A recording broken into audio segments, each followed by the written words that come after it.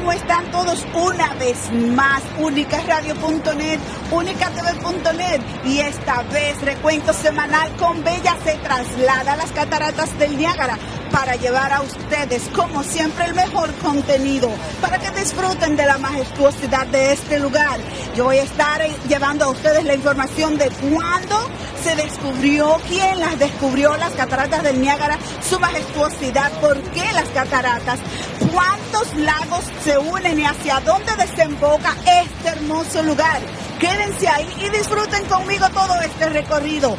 unicaradio.net, usted se conecta y yo le llevo a usted el mejor contenido. Recuento Semanal con Bella, como siempre,